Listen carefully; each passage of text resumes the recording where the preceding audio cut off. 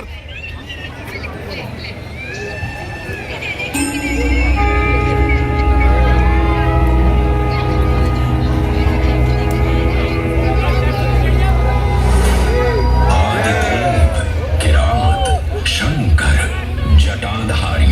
मृत्युंजय, विश्वेश, त्र्यंबक, महारुद्र, नीलकंठ, महाशिव, महाकाल, महेश।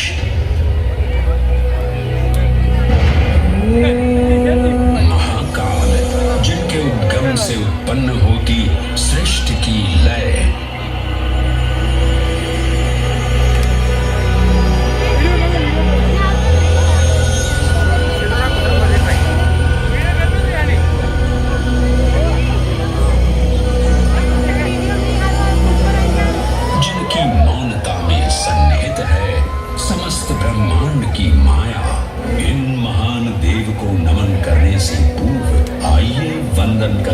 उस रूप को जो स्वयं शिव से पहले पूजित होते हैं, श्री गोपू बालेश्वर। जब एक 5 वर्षीय बालक ने राजा चंद्रसेन को अपनी अमूल्य मणि की रक्षा हेतु महाकाल की उपासना में लीन देखा तो वो भी भक्ति में तल्लीन हो गया। माँ के बार बार बुलाने के बावजूद वो अपनी पूजा में एकाग्र रहा। उसकी श्रद्धा से प्रसन्न होकर भगवान शिव स्वयं उसके घर लिंग के रूप में प्रकट हुए।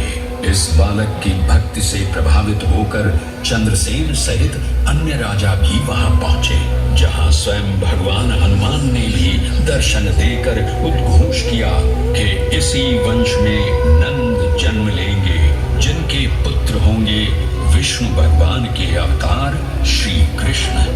ये परंपरा न केवल बाल भक्ति की प्रतीक है, बल्कि गुरु शिष्य परंपरा, तांत्रिक मंदिर परिसर में स्थित एक छोटा मंदिर श्री गोपू बालेश्वर महादेव मंदिर आज भी इस घटना की स्मृति को संजोए हुए है। महाकाल जो हर परमाणु और कोशिका में है, हर पल हर क्षण में। महाकाल जो है इस महानगर उज्जैन और नदी क्षिप्रा के कण कण में। आइए सुने उसी पावन नदी क्षिप्रा से महादेव की अद्भुत गाथा।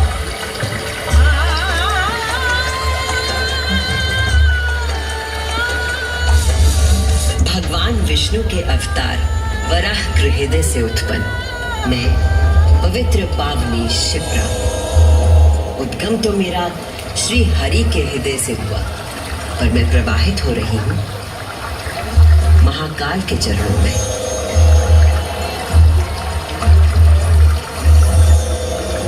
पुराणों में मुझे कई नाम प्रदान किए गए हैं, जबरधनी, पापधनी, अमृत संभवा और शिप्रा।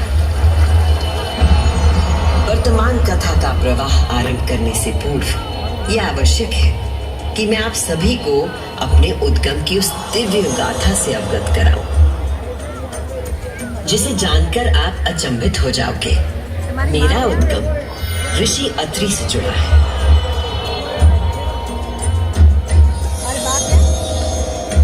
जो सप्त ऋषियों में से एक है। जब ऋषि अत्रि ने उज्जैन में 3000 वर्षों की कठोर तपस्या पूरी की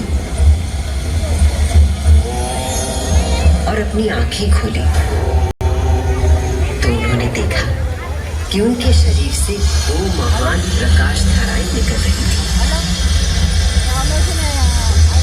पहली धारा आकाश की ओर गई और कहा जाता है कि वो चंद्रमा में परिवर्तित हो गई।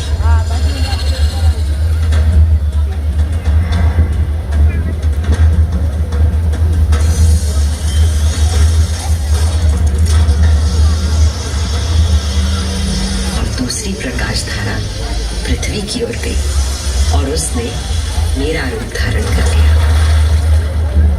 और उस प्राचीन काल से बहती आ रही हूं मैं, इतिहास, आध्यात्मिकता, दिव्यता की कहानियां अपने साथ लेकर। कहानियां महाकाल की, जो विश्व का आदि और अंत है, जीवन का आरंभ और समापन जिनकी इच्छा से होता है, जो इस विश्व की निस्तब्धता और ध्वनि दोनों है।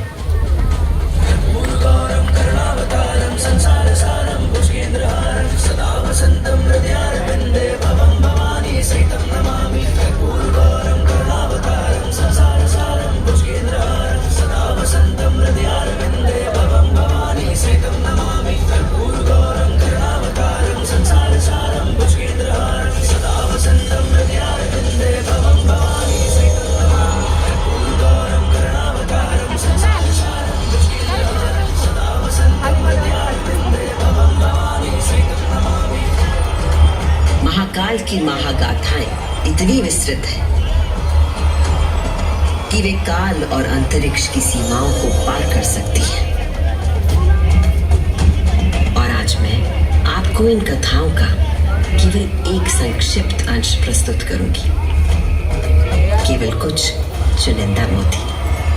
समस्त सृष्टि महाकाल की अद्वितीय चेतना का संचार है, परंतु जिसके हृदय में स्वयं महाकाल की दिव्य चेतना प्रवाहित होती है, वही है मेरे तट पर स्थित उज्जैनी।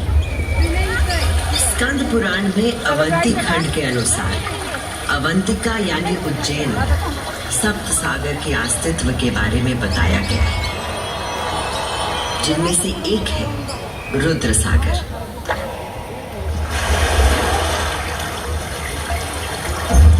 वही रुद्र सागर जहां आज आप सब विराजमान हैं, जहां पर अनादिकाल से ब्रह्म कमल खिला करते थे, जहां भगवान शिव स्वयं अपने गले में धारण मुंडों की माला का प्रक्षालन करते थे। पौराणिक प्रमाणों में मिलता है कि यदि कोई व्यक्ति अनजाने में भी इस जल का स्पर्श करता है तो 7 कुल का उद्धार हो जाता है। संतजन को मोक्ष और जीव को अकाल मृत्यु से त्राण देने हेतु अवंतिकापुरी में अवतरित देवाधिदेव महाकालेश्वर को मैं कृतज्ञ वंदन अर्पित करती हूँ।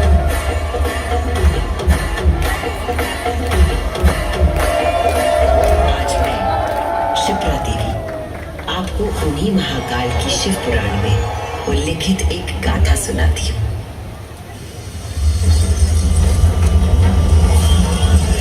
ब्रह्मांड के इतिहास में हमारी आकाश गंगा में भगवान ब्रह्मा और भगवान विष्णु के बीच श्रेष्ठता को लेकर प्रचंड विवाद हुआ।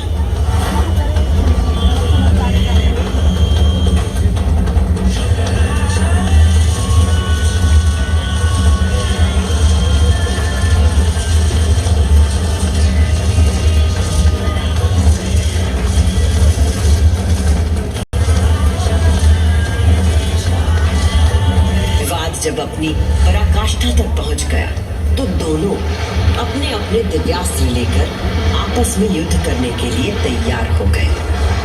स्वर्ग में हाहाकार मच गया।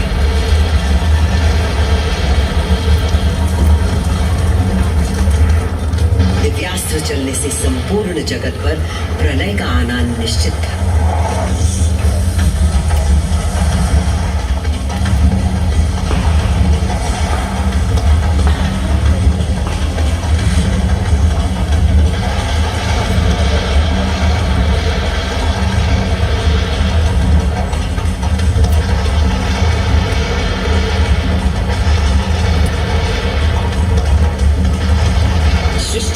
प्रकोप से बचाने के लिए और इन दोनों के विवाद को रोकने के लिए भगवान शिव को माया रचनी पड़ी और अकस्मात अग्नि की ज्वालाओं से लिपटा हुआ एक महान अग्नि स्तंभ आकर स्थापित हो गया, जिससे दोनों देवताओं के दिव्यास्त्र स्वयं ही शांत हो गए।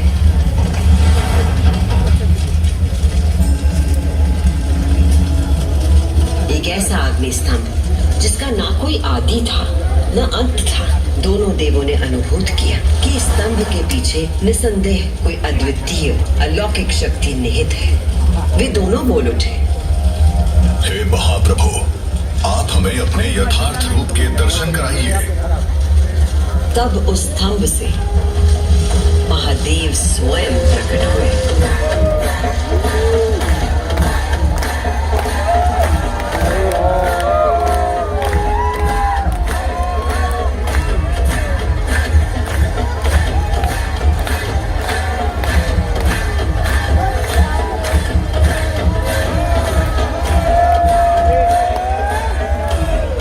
उस दिव्य और विराट रूप के पंचमुख थे और प्रत्येक मुख में तीन नेत्र प्रकाशित हो रहे थे।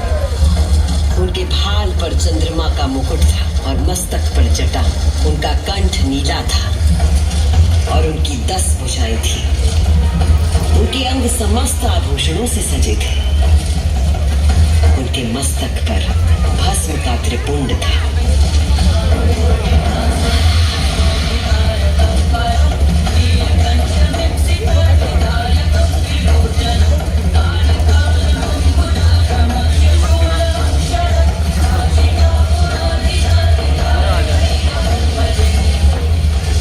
महादेव ने ब्रह्मा और विष्णु से कहा, सर्वश्रेष्ठ ब्रह्मा जी, आप मेरी आज्ञा से सृष्टि की रचना करें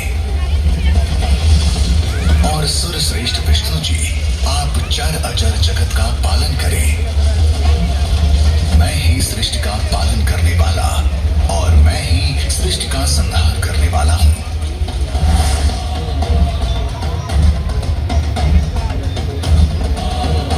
मैं ही ब्रह्मा, विष्णु और रुद्र नाम से 3 रूपों में बटा हूं।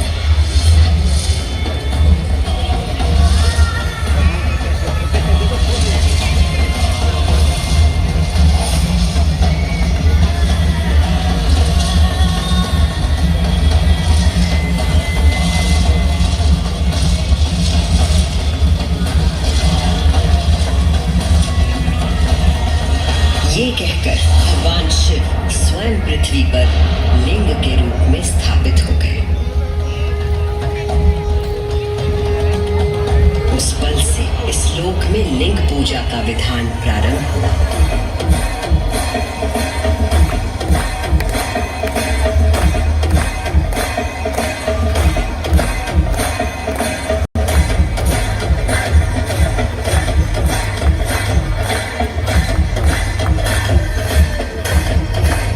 आपने सुनी वो गाथा कि किस प्रकार भगवान शिव ने लिंग का रूप धारण किया। अब मैं सुनाती हूँ उज्जैन में महाकालेश्वर के प्रकट होने की कथा।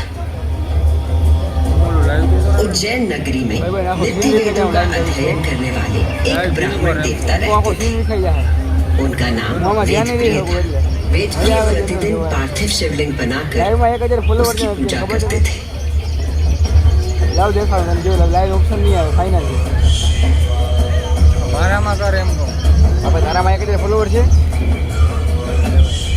તો વળી ઓપ્શન વયો નહીં જાય। वेदप्रिय के शिव पूजा पारायण और भगवान शिव में आस्था रखने वाले 4 तेजस्वी पुत्र थे। उनके नाम थे देवप्रिय, प्रियमेधा, सुकृत और सुव्रत। चारों सद्गुणों में अपने धार्मिक पिता से कम न थे। दिनों दिन उनके सद्गुणों में अभिवृद्धि होती रही, जिसके कारण अवंती नगरी उनके ज्ञान के तेज से प्रकाशित होने लगी। उसी समय दूषण नाम का एक असुर प्रजापति ब्रह्मा की उपासना में लगा।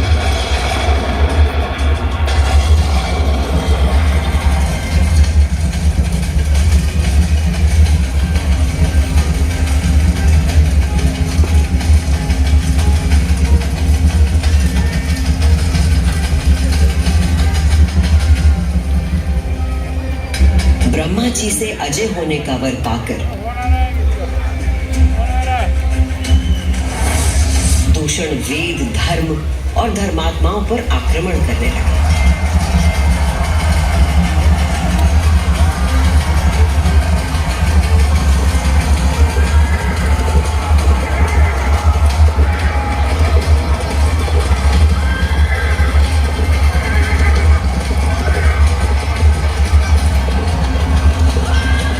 अत्याचारों की पराकाष्ठा पर पहुंचते हुए उस उसने उज्जैनी पर हमला करने का दुस्साहस किया। उज्जैनी में त्राही त्राही मच गई। मेरे दैत्य सेना नायकों, तुम चारों दिशाओं में जाओ और उज्जैनी में जहां कहीं धर्म पर चलने वाला, वेदों का अध्ययन करने वाला दिखाई दे, उसका नाश करो।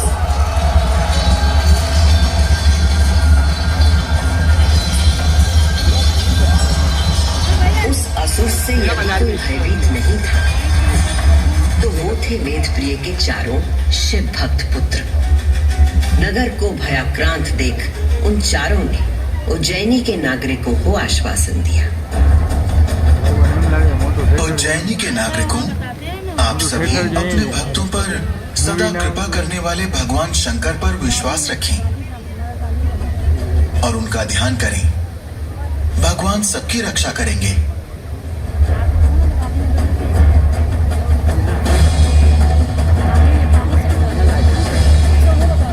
मंत्रोच्चार का आवेग बढ़ गया। देवप्रिय और उनके पुत्रों के संग उज्जैन के सभी नागरिक भी जाप करने लगे।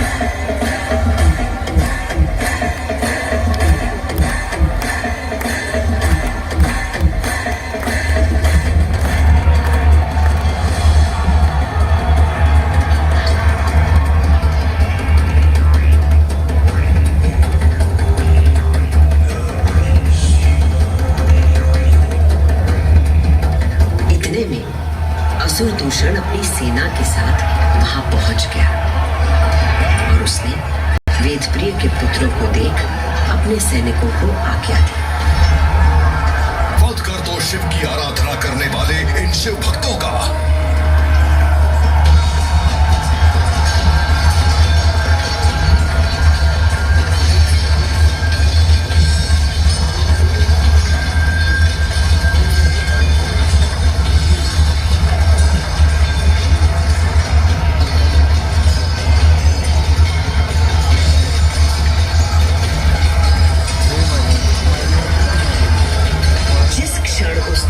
असुर दूषण ने उन निर्दोष व्यक्तियों की हत्या का आदेश दिया, उसी क्षण पूजा किए जा रहे पार्थिव शिवलिंग के स्थान पर भयंकर विस्फोट के साथ एक गर्त हो गया और उस गर्त से घोर गर्जना कर प्रकट हुए महाकाल।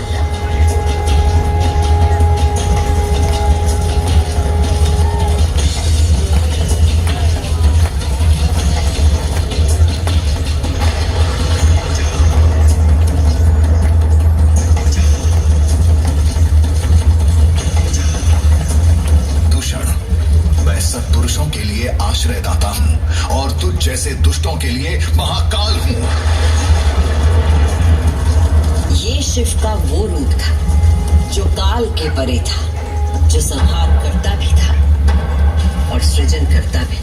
महाकाल के प्रकोप से दूषण का नाश हुआ और उज्जैन में एक बार फिर से शांति स्थापित हो गई।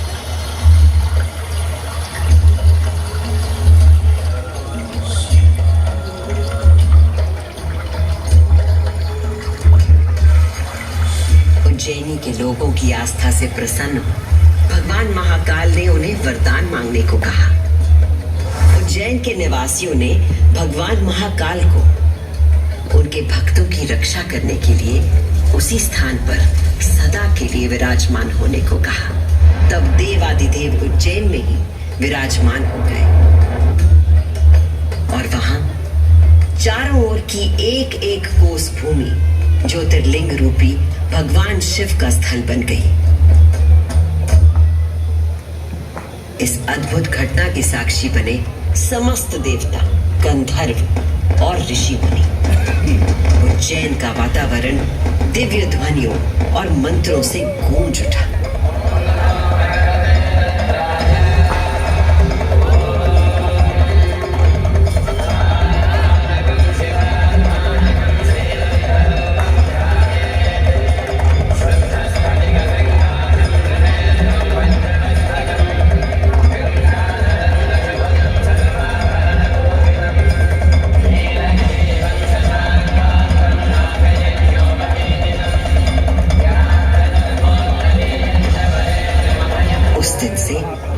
भगवान शिव ने महाकालेश्वर के रूप में भूतल पर अपनी प्रतिष्ठा प्राप्त की और ये स्थान श्रद्धालुओं के लिए तीर्थ स्थल बन गया।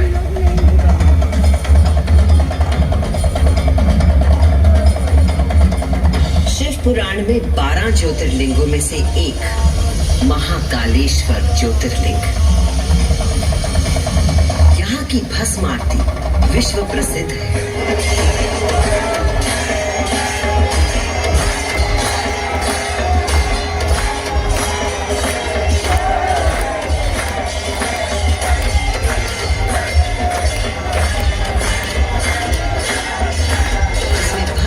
भगवान का श्रृंगार किया जाता है क्योंकि महाकाल की तरह भस्म अविनाशी और अपरिवर्तनीय होता है। इस आरती की शक्ति और महिमा ऐसी है कि भक्तों के सारे पाप समाप्त हो जाते हैं। केवल इतना ही नहीं, उज्जैन वो नगरी है जहां मानव शरीर पूरे ब्रह्मांड के साथ सामंजस्य स्थापित करता है।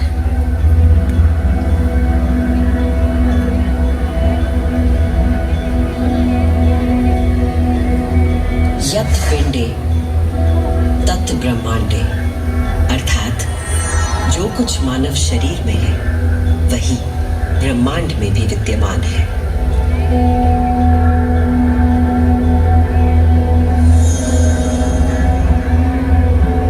ब्रह्मांड के सृजनकर्ता महाकाल के आशीर्वाद से मैं शिप्रा आपको उज्जैन तथा महाकाल की शक्ति, भक्ति और मुक्ति की गाथाएं सुनाती रहूंगी। काल का प्रवाह अनंत है, इसलिए जब तक महाकाल है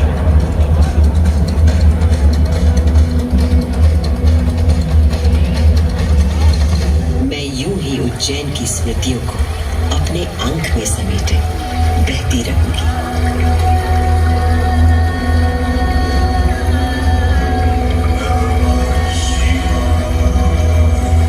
जय महाकाल।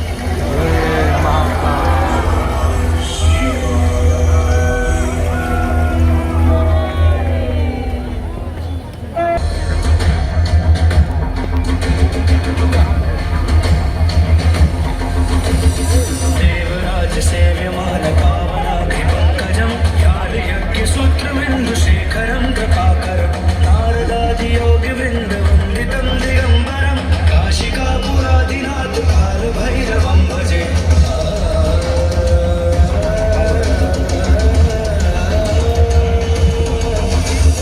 भानुकोटिभास्वरं भवाब्धितारकं परं नीलकण्ठमीप्सितार्थदायकं त्रिलोचनं कालकालमम्बुजाक्षमक्षशूलमक्षरम्